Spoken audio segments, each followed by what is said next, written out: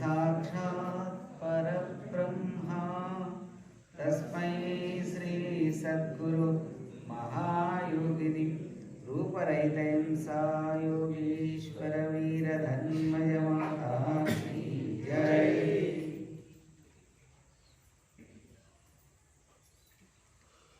పూజ్యులకు సద్భక్తులకు నమస్కారం। ఈరోజు మనం యథాప్రకారం ఎన్నో యొక్క కార్యక్రమాన్ని జరుపుతున్నాము। ఇది ఒక ఇందాక మన శివశంకర్ చెప్పినట్టు ఇది ఒక అనుభవం మండపం। అందరికీ ఏమి అనుభవం వచ్చింది అనేది చెప్పాలంటే దాని వైపు పోవటం లేదు। కనీసం అనుభవం వైపు పోకపోతే కూడా సందేహాలు అనేది కూడా నివృత్తి చేయటం లేదు। ఇంతమంది మాట్లాడితే కూడా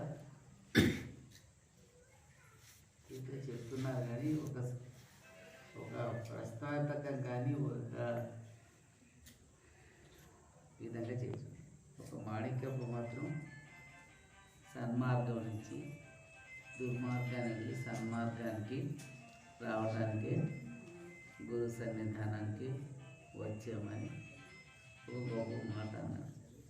ఆ విధంగా ప్రతి ఒక్కరు కూడా ఒక సందేహం అయితే ఒక తెలుసుకోవాల్సిన సందర్భం అంటే సభ ఏమవుతుంది ఇంకా ద్విగుణీకృతం అవుతుంది అంటే సభ యొక్క పూర్ణత్వం అప్పుడు అవుతుందన్నమాట।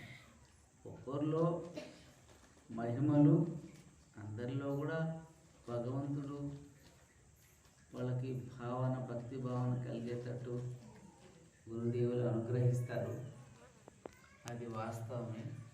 కానీ ఇక్కడ సందేహ నివృత్తి అంటే సందేహాలన్నీ ఎవరికి లేవేమో ఇది అందరికి లేవేమో అనుకుంటాం సరేనా। ఇంకా కాలజ్ఞానం అంటే జరుగుతుంది, దాన్ని ఎవరు ఆపలేదు। సూర్యకాంతిని చేయబెట్టి మనం ఆపుతామా? చేయబెట్టి ఆపుతారా సూర్యకాంతిని?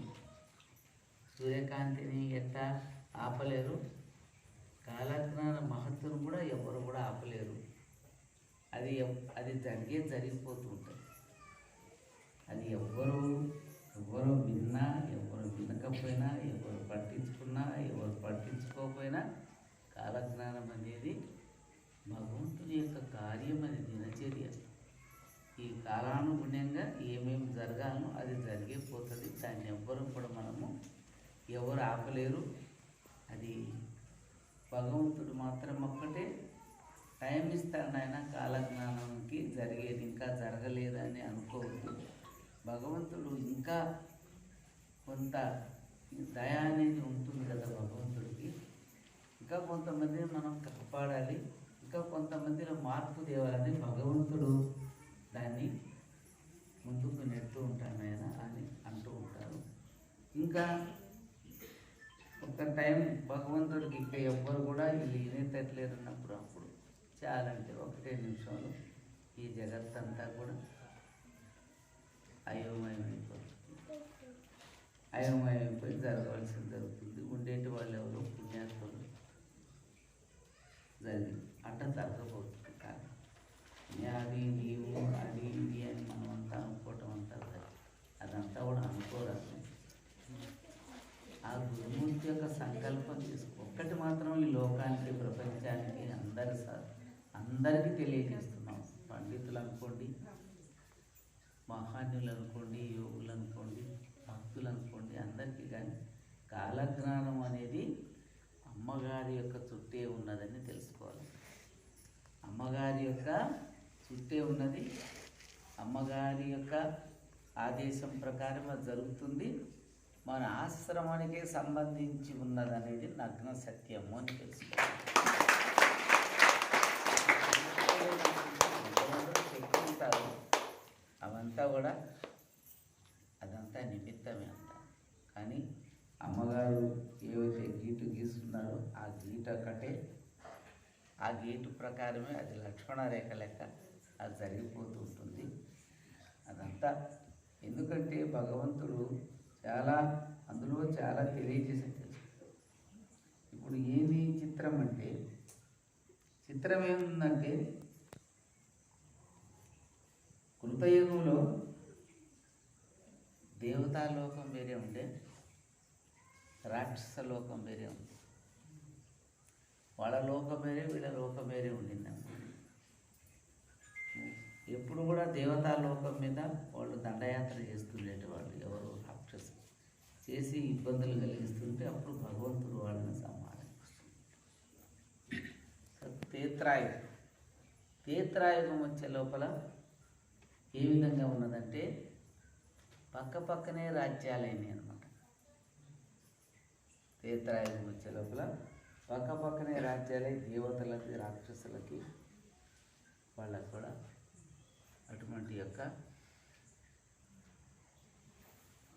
విరోధ భావన వచ్చేది. ఏదో రకంగా ఆ పాపాత్రులంతా తేత్రాయుగంలో కూడా అదే విధంగా జరిగిపోయింది. రావణుడి రాజ్యం వేరే ఉంటే రాముడి రాజ్యం వేరే ఉంది కదా. ఇప్పుడు ద్వాపర యుగం వచ్చింది. ద్వాపర యుగంలో ఏముందంటే అందరూ కూడా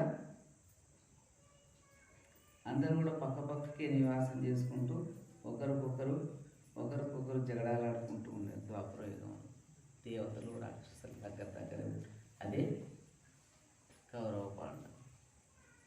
ఇక కలియుగం వచ్చే లోపల ఏమైందంటే ఒక తల్లి గర్భంలోనే రాక్షసులు దేవతలు, ఒక తల్లి గర్భంలోనే రాక్షసులు దేవతలు ఇంత కలి యొక్క ప్రభావం ఇంత ఉన్నది కాబట్టి అనుక్షణము ఈ కలి అనే ప్రభావం చాలా ఉంటుంది. కాబట్టి ఈ కలి నుంచి బయటపడటానికి భగవంతుడు ఒక తల్లిగా కొంతమంది సంతానము సద్భావన అనుభవిస్తారు, దైవభక్తి కలిగి ఉంటారు, సన్మార్గులై ఉంటారు. మీరు అందరూ కూడా చూస్తూనే ఉంటారు.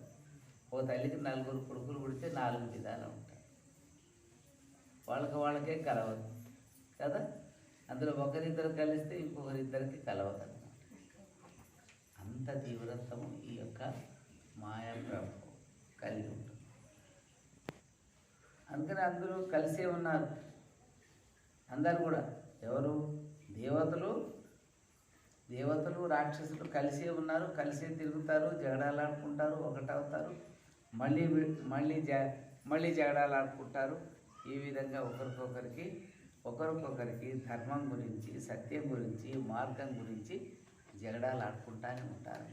ఈ యొక్క కలియుగం అంత దీనిని ధ్వంసం చేయటానికే ఇంత పెద్ద ఇది ఉన్నది. కాబట్టి అందుకని అవనిన పగవాళ్ళు ఉన్నారు, వాళ్ళు ఉన్నారు, గుర్తించటానికి రాదు అని వాళ్ళు బలాఢ్యులై ఉన్నారట. ఎవరు? దేవునికి పగవైన వాళ్ళు రాక్షసులు అనండి, లేకపోతే వేరు బలం ఎక్కువ ఇచ్చున్నాడు భగవంతుడు. వీళ్ళంతా అణిగి అల్పుల వల్లే ఉన్నారు. ఎవరో దేవతలంతా అణిగి అల్పుల వల్లే ఉంటారు. వాళ్ళు ఎక్కువ వాద ప్రతివాదాలకి, దుర్మార్గాలకి పోరాటం ఉంటారు. వాళ్ళంటే కూడా మంచిదప్ప మంచిది ఆ విధంగా ఉన్నది ఈ యొక్క కలియుగం. అందుకని ఇంకా సత్యయుగం రాబోతుంది కాబట్టి ఆ భగవంతుడు ఏం చేస్తాడు, ఇది గోప్యంగా ఉంచి ఇదంతా ఏం చేస్తాడంటే ఈ ప్రపంచాన్నంతా ఒక్కసారే ముంచేస్తాడు. చూస్తూ ఒకటేసారి ముంచేస్తాడు. అంతా ఎక్కడ ఏం చేయాలనో అది చేస్తాడు. ఎవరికి ఏం కల్పించాలన్నటువంటి భావన కల్పిస్తాడు. ఆ పాపాత్ములంతా ధ్వంసం చేసేదానికి మాత్రం భగవంతుడు గోప్యంగా తన యొక్క కార్యాన్ని నిర్మాణం చేసుకుంటూ ఉన్నాడు. అది మనం ఇంకా జరగలేదు మనం తొందరపడుతున్నాం. కానీ అయిందంటే అయిపోయింది. ఎన్నో భారత యుద్ధం జరిగేదానికే 18 రోజులు పట్టింది. ఏనైనా ఇంకా రావణ యుద్ధం ఎన్ని రోజులు జరిగిందో తెలియదు నాకు. 12 రోజులు జరిగిందా, ఎంత జరిగిందో తెలియదు, పండితులకు తెలుస్తుంది. అయితే భారత యుద్ధం 18 రోజులు జరిగిందని ఆయన అంటారు. కానీ ఇప్పుడు జరగబోయేది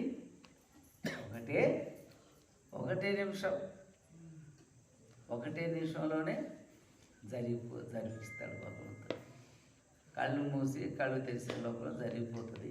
అది జరుగుతుంది కాలజ్ఞానం గురించి. అంటే దానికి మనం ఏం చేయాలా అనేది మనం ఇప్పుడు చర్చ చేసుకోవాలి. మనం ఏం చేయాలి?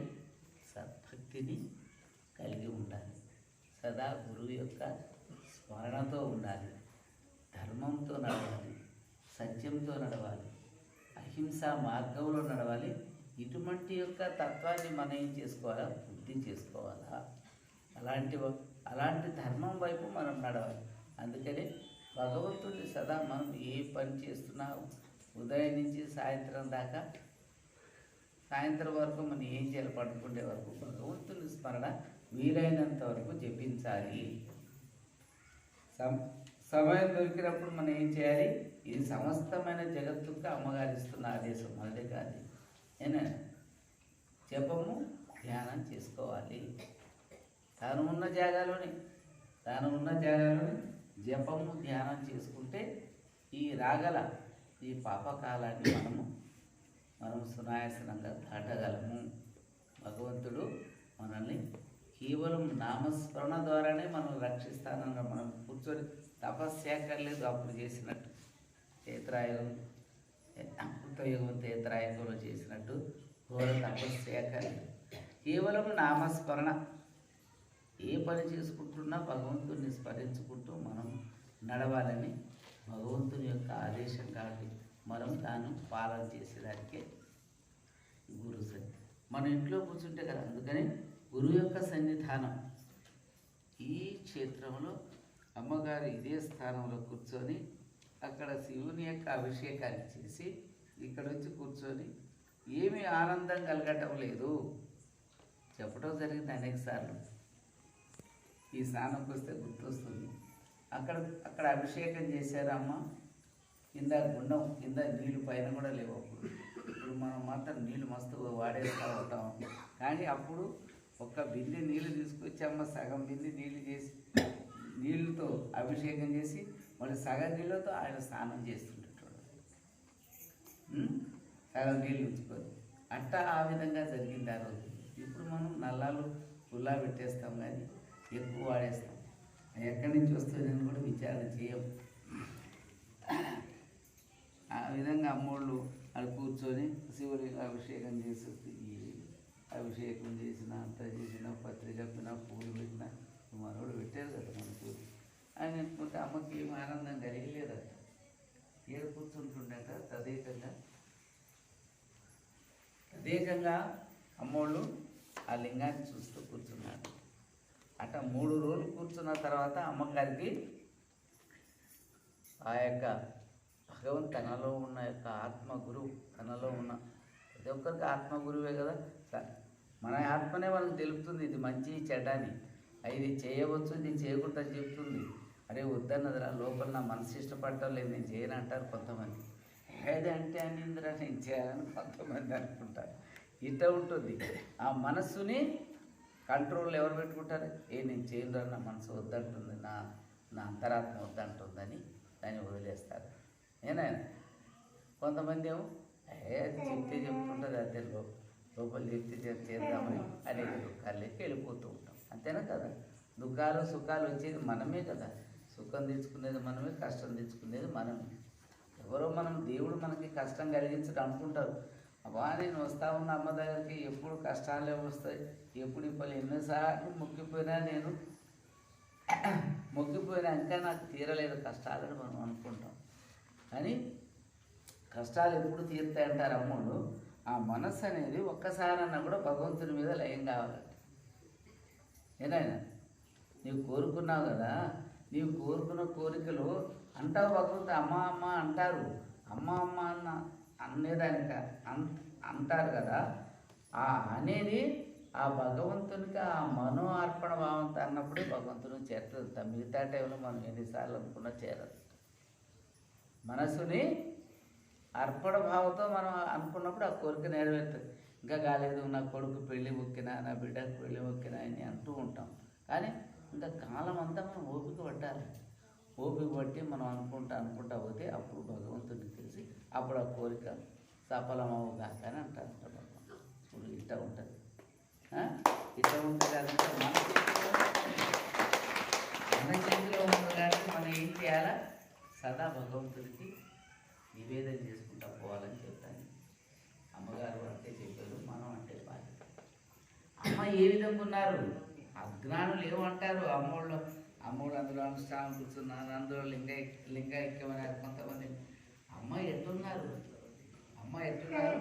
ఆ సూర్యభగవాను యొక్క కిరణాలు ఎట్టున్నాయో అమ్మ అట్టున్నారు. అమ్మ లేని జాగానే లేదు. కానీ అట్ట ఉన్నారమ్మ, అణువణువున ఉన్నారమ్మ. అణువణువున్న అమ్మని మనం సేవించుకోవాలి, మనం దర్శించుకోవాలి. మన మనసు కంటే మనం ఏం చేయాలి, మన మనసుని ఏకాగ్రం చేస్తే ఒకటే క్షణంలోనే భగవంతుడు మనకు దర్శనం ఇస్తారు. కానీ మనం అది చేయటం లేదు. చేసేటోళ్ళు కొంతమంది చేస్తుండొచ్చేమో తెలియదు. కానీ అమ్మ అక్కడ లింగాలు కూర్చున్నారు, కొంతమంది ఐక్యమైనారు, కొంతమంది ఇంకా వేరే అజ్ఞానం మాట్లాడతారు. అది తప్పు. మహాయోగులు కదా అమ్మ. అందుకే కదా బ్రహ్మంగా ఇందాక నరేష్ చెప్పలేదా, ఆయన విరాట్ స్వరూపుడు అంటే అంతా నిండి ఉన్నాడు. మన ఆయనోడు పాడతారు, ఈశ్వాక్షం ఈశ్వసంభము విశ్వం నారాయణం దీవం అంటారా. అంటే ఆ భగవంతుడు, ఆ మహావిష్ణువు అనండి, ఆయన ఈశ్వరుడు అనండి, ఆయన రాముడు అనండి, అంతా భగవంతుని యొక్క పేరు. ఆ యొక్క భగవంతుని శక్తి అంతటా నిండి ఉన్నది. అంతటా నిండి ఉన్న భగవంతుడిని మనం ఒక్కొక్క దగ్గర ఒక్కొక్క పేరు పెట్టుకొని మనం గుళ్ళు గోపురాలు కట్టుకున్నాం. ఒక దగ్గర వెంకటరమణ అంటున్నాం, ఒక దగ్గర శివుడు అంటున్నాం, ఒక దగ్గర అంబా భవాని అంటున్నాం, ఒక దగ్గర కాశీ ఈశ్వరుడు అంటున్నాం, ఒక దగ్గర ఇంకో దేవుడు పేరు అంటాం. అంతేనా కాదు? అంటే ఆ యొక్క భగవత్ స్వరూపము అంతా నిండి ఉన్నది. ఆయన కేవలం అమ్మ ఏమన్నారు, ఆయన భగవంతుడు గుళ్ళోనే ఉండండి, ఆయన దేవుడు అంతా నిండి ఉంటాడు. గుళ్ళోనే ఉంటే దేవుడు ఎట్టవుతాడు, ఆయన అంతటా నిండి ఉంటాడని ప్రహ్లాదుడు కూడా నిరూపణ చేయలేదా? చూపిరా ఈ స్తంభాలు అంటే చూపించాడా లేదా? ఏనైనా అంటే భగవంతుడు అనేటివాడు అంతటా నిండి ఉంటాడు. కానీ మనము చేయవలసింది మన మనస్సుని అర్పణ చేయాలి. కనీసం రోజులో ఇంత ఉంటే ఒక్క టైంలన్నా ఒక్క నిమిషం అన్నా కూడా, ఒక 5 నిమిషాలన్నా కానీ, లేదా ఒక 10 నిమిషాలన్నా కానీ మనం అనుకుంటూ పోతుంటే అందులో ఒక్కసారైనా మనం భగవంతుని యందు మనం లయం చేస్తే అప్పుడు దేదీప్యమానంగా భగవంతుడు కనిపిస్తాడు. ఏనండి, అది తెలుసుకోవాలి. ఆ సత్యం తెలుసుకోవాలి. మొదలు మనం అమ్మ విధంగా మీరు కూడా ఇక్కడే కూర్చొని ఆ విధమైన జ్ఞానాన్ని పొంది మనందరికి కూడా అటువంటి జ్ఞాన బోధ చేశారు. కాబట్టి ఇది పుణ్యకాలం. కాబట్టి అమ్మగారు మన మధ్యనే ఉండి అడవిలో ఎక్కడో పోయి అమ్మ అడవిలో తపస్సు చేస్తుంటే మనకెక్కడ దొరుకుతుండేటోళ్ళు, అమ్మోళ్ళు దొరుకుతుండేటోళ్ళ. ఏనాయన అమ్మోళ్ళు మన అడవిలో ఉంటే పోతుంటే మనకు తెలుస్తుండేనా? ఇప్పుడు హిమాలయాలో ఎంతోమంది తపస్సు చేస్తున్నారు, మహానులు లేరని కాదు. నేనైనా అందరూ కూడా తపస్సు చేస్తున్నారు. కానీ మనకు అమ్మగారు దర్శనమిస్తూ మనతోటి మాట్లాడుతూ మనలో భక్తి జ్ఞానాన్ని వృద్ధి చేసానికి అమ్మగారు మనకి ఎంతో అనుగ్రహాన్ని ఇచ్చారు. కాబట్టి మనం అమ్మని ప్రత్యక్షంగా మనము దేవుడని నమ్ముకున్నాం. కావున మనం చేయాల్సింది ఏమంటే జపం చేసుకుంటూ రోజు భగవంతుని మనసు పెట్టేదానికి ఆలోచన చేయాలా. చెప్తూ ఉన్నాం, నేను ఇంత సభ అవుతున్నప్పుడు నేను ఇట్లా సాధన చేసినా నాకు భగవంతుడు కనిపించలేదనో కనిపిస్తున్నా కానీ ఎవరు అన్నారు చెప్తారు. గొప్ప గొప్ప మాటలు చెప్తారు, కానీ గొప్ప గొప్ప మాటలు చెప్పేది వేరు, అనుభవంతో చెప్పేది వేరు. ఆ అనుభూతి పొందినప్పుడు ఆ పరమానందం, ఆ బ్రహ్మానందం ఎంత ఉంటుందంటే ఆ భగవంతుని ఏదో మనం మనసు లయం చేసినప్పుడు కలిగే ఆనందం చాలా ఉంటుంది అన్నమాట. ఏనైనా ఆ మనస్సు మనం లయం చేసేదానికి చాలా కష్టం. కాబట్టి కనీసం రోజులో 1 నిమిషము, ఒక నిమిషము 2 సార్లు ఎంతోసారి మనము భగవంతుని మనసు లయం చేసి చూడండి, తదేకంగా చూడండి. భగవంతుడు మహామందిరం మీద సింపుల్గా ఒకటి చెప్తుంది, మహామందిరం మీద అమ్మ ఉన్నారని మనసు పెట్టుకోండి. మీరు మీ పల్లె మీ స్థానాల్లో మీ స్వస్థానాల్లో తిరుగుతూ అమ్మగారు అక్కడ ఉన్నారని మీరు అటువంటి ప్రయత్నం చేస్తే మీకు అది నిజమప్ప శివనాయన చెప్తుండే. అమ్మగారు చెప్పింది నిజమైంది. అమ్మగారి దర్శనం నాకు కలుగుతుంది, నాలో ఆత్మానందం కలుగుతుంది, నాలో భగవంతుని యొక్క దర్శనం కలుగుతుంది అని చెప్పి అనే భావన మనకు వస్తుంది. కాబట్టి దానికి మనము సన్మార్గంలో నడవాలి, దుర్మార్గాన్ని విడిచిపెట్టాలి, అసత్యాన్ని వదలాలి, అధర్మాన్ని వదలాలి, ఈర్ష్యా దేశాలను వదలాలి, మనసుని నిరామయం చేసుకోవాలి. అప్పుడే మనము భగవంతునికి మనం ఎంత దగ్గర. ఇప్పుడు ఆ పిల్లగాడు చూడు, ఆ తల్లిని వదిలి పిల్లగాడు దూరం పోతాడా? అట్ట భగవంతుడు ఉంటాడు మన వెంట. ఏనాయన అమ్మ అక్కడ పెద్ద రూములు తపస్సు చేసుకొని సాయంత్రం ఒక టైంలో, రాత్రి టైంలో ఈ శివాలయంలో దీపం ఉన్నదా లేదా, పూజలు చూస్తున్నారని రోజు వస్తుండేటోళ్ళు. అమ్మగారు అన్నారు రోజు వస్తుండేటోళ్ళు. అక్కడి నుంచి అమ్మ వస్తుంటే శంకరుడు కూడా అమ్మ వెంటనే వస్తుండేటోడు అంట.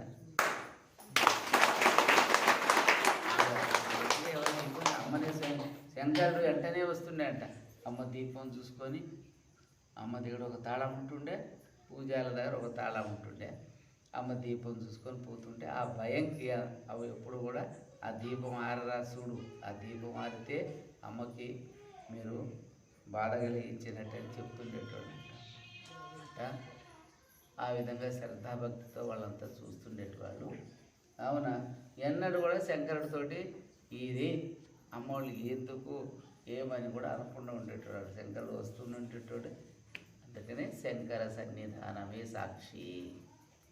శంకరుడు అమ్మను కూడుకొని ఉండేదే సాక్షి. అట్ట ఉన్నాడు భగవంతుడు. ఏదో అందరేమో తెలుసుకోవటం లేదు, అంతా కూడా ఏదో ఆనందం చేతను అన్న అహంభావం. నేను మంచి శాస్త్రజ్ఞుడిని, నేను పండితుడిని, నాకు అన్ని శాస్త్రాలు తెలుసు, అన్నీ తెలుసు, నేను బలాఢ్యుడిని, నాకు ఎలలేని ధనం ఉన్నది. ఈ యొక్క భావంతో భగవంతుడిని దూరం చేసుకుంటారంట. ఈ నేను అన్న భావంతో, నేను అన్న అహంభావంతో, ఇంకా నేను ఇవన్నీ వీటన్నిటితోటినే కొంతమంది భగవంతుడిని దూరం చేసుకుంటారు నాయన. అందుకని సదా కావాల్సింది వినయము, విధేయత. ఎవరో ఏమంటే మనకేం నష్టం కాదు, తిట్టితే కూడా మనకేమవుతుంది, మనకేం కాదు. కానీ సహించుకునే శక్తిని మనం అలవాటు చేసుకోవాలి. ఒక్కోసారి మనం సహించుకోలేక దడదడ ఆవేశంలో అనేసేసుకుంటాం. కానీ మళ్ళీ దానికి విచారణ చేయాలి. నేను ఎందుకు అనవసరంగా ఎందుకు ఈ విధంగా నేను చేస్తున్నాను, ఈ విధంగా చేయరాదు, ఈ విధంగా నేను శాంతంలో ఉండాలని ప్రతి క్షణం మన మనస్సుకి మనము ఏం చేయాలా, మనసుకు శోధించాలి అంటారమ్మ. శోధించి చూడండి గురునామం, మీరు శోధించి చూడండి గురునామం అని చెప్తారు. అందరాని ఫలం అండి గురునామం, మీరు అందుకుంటే మోక్షం అండి గురునామం. గురునామం ఎటువంటిది? అందరాని ఫలం, అందుకుంటే మోక్షం, అందుకుంటే మోక్షం అంటే గురునామం అంటారు. అందుకని సాధించి చూడండి గురునామం, ఇది వేదమూల సారం అంటే గురునామం. ఏనైనా సాధించాలి, అది ఒక్కరోజుతో దొరికేది కాదు. మన మనసు అందులో అయ్యేంత వరకు ప్రయత్నం చేయాలి. అప్పుడే ఆ భగవంతుని యొక్క దర్శనం మనకు కలుగుతుంది, ఆ యొక్క ఆనందం కలుగుతుంది. అయితే మధ్యలో మనం సాధిస్తూ పోతుంటే మాయ అనేది అటాక్ చేస్తుంటుంది. అది చాలా గొప్ప ఉంటుంది మాయ. ఆ మాయకి మనం గుర్తిరిగి నడుచుకోవాలి. ఇది ఏదో చేస్తున్నా నన్ను అని మనకి అటువైపు దానికి అవకాశం కానీ కూడా చేయాలి. అది పడేయాలని చేస్తుంది, అది అన్నీ చేస్తుంది. చాలా కష్టం ఉన్నది. అదంతా సాధన చేసేటోళ్ళకే తెలుస్తుంది ఎంత కష్టమో. సాధన చేస్తే ఎంత కష్టమో ధన్యత పొందాలంటే ఆ సాధకులకే అది అర్థమవుతుంది. ప్రయత్నం చేయాలి. కేవలం ఒట్టి మాటలకు దొరికేది కాదు భగవంతుని యొక్క దర్శనము, భగవంతుని యొక్క అనుగ్రహం. కావున సదా మనం ఏం చేస్తూ ఉంటే కడమెట్టు ఇప్పుడు అంటారు కదా, అయ్యప్ప స్వామి దగ్గర 18 మెట్లు కట్టేది, 18 మెట్లు పోతే మోక్షం పోతారని అంటారు కదా. అంటే అటు ఉన్నది అంటారు, కానీ ఆ మెట్లు 18 ఎక్కంగానే మోక్షం పోతారా? అటు పోయిపోతే అందరూ మోక్షానికి పోతుంటారు అయ్యప్ప స్వామి. అని అది కాదు. ఆ యొక్క మనస్సు అనేది ఈ యొక్క అరిషడ్ వర్గాలకి దూరమై ఉండాలి. అప్పుడు మనోలయత్నం అవుతుంది. క్షణంలోనే భగవంతుడు దర్శనం అవుతాడు. మనకు అది చేయించాలి కదా. మన గురువు అనుగ్రహం కావాలి. దానికి గురువు యొక్క అనుగ్రహం ఉంటే గురువు ఏం చేస్తాడు? అభయం పెట్టుంటాడు వాళ్ళ మీద. ఎవరైతే గురువుని మనస వాచ కర్మణ అర్చిస్తారో అట్లాంటి శివనాయన పొగడవుతంట, కానీ పొగుడుతానంట. పొగిడితే వచ్చేది పొగడవుతంట. నా కర్తవ్యాన్ని నేను చేస్తున్నా, మీ కర్తవ్యాన్ని మీరు చేయాలి.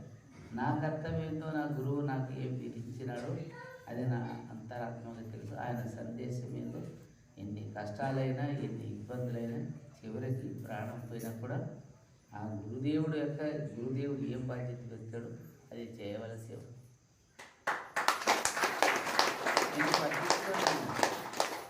అవన్నీ చెప్పాలంటే చాలా ఉన్నది, భగవంతుడు తెలిపింది.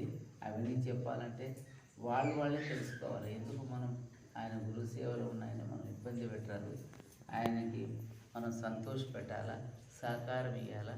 మనం కూడా ఆ పుణ్య మార్గానికి నడవాలని అనుకుంటే ధన్యులు అవుతారు. కానీ నేను చెప్తే అవుతారా? వాడు మనసు కట్టుకుంటే దయాభావం రావాలన్నమాట. దయాభావం రావాలి, ఒట్టి మాటలు కాదు అదంతా కూడా. కానీ నా కర్తవ్యం నేను చేసుకోపోవాలి. ఎందుకంటే ఈ కర్తవ్యం నుంచి నేను తప్పుకునే వీలు లేదు. అది ఆయన భగవంతుడు విధించినాడు. కాబట్టి గురువు దానికన్నా మనం కావాల్సిన చివరి వరకు మనము ఎలాంటి బాధ అయినా కూడా అనుభవించి ఆ గురువు కార్యాన్ని ఆయన ఎంతవరకు ఆయన నిర్ణయించిన అంతవరకు మనం సాధించాలి. మందితోటి లెక్కలేదు. ఎవరు ప్రేమించినా ఏమక్కలేదు, ఎవరు ద్వేషించినా ఏమక్కలేదు. ఎవరు ప్రేమించిన అక్కర్లేదు, ప్రేమించేటివాడు ఒకటే, ద్వేషించేటివాడు ఒకటే. అదే తన కర్మ. వాళ్ళు ఇటు అన్నారు కదంటే అంటే అనుకో, మనకేం చేసేది. అమ్మ అన్నారు, మానాల్ని నేను వదిలేకుంటెక్కాను ఆయన అన్నారు. అమ్మకి ఎన్ని ఇబ్బందులు పెట్టారు అవన్నీ చెప్పడానికి మైండ్లో కుదరదు అని చివరికి అమ్మోళ్ళు ఎంతో బాధ పెట్టి ఈ క్షేత్రాన్ని వదిలేసి శ్రీశైలం ఉంటున్నారు. అప్పుడు కూడా ఒక వ్యక్తి అన్నందుకు పోయారు అమ్మోళ్ళు శ్రీశైలం. అది అన్నారు ఆ వ్యక్తి ఒక కారణం. కానీ భగవంతుడు అమ్మగారట పోబట్టే ఈరోజు శ్రీశైలంలో అమ్మగారి ఆశ్రమం. అమ్మ పోకుంటే అది అయ్యేదే. ఈరోజు ఆశ్రమంలో ఏదైనా చేస్తుంటారు. కానీ అమ్మ వెళ్ళి ఆ స్థానంలో తపస్సు చేసి అంతా చేసినందుకే శ్రీశైలం అంతా కూడా ప్రత్యక్షం చూసి అమ్మకి శరణ అంటారు. శ్రీశైలం అంటారు. అమ్మగారంటే అందరూ పూజారి దగ్గర నుంచి అందరూ కూడా ఆఫీసర్ల దగ్గర నుంచి అందరూ కూడా అమ్మగారంటే ఎంతో భయము భక్తితో నడుస్తారు.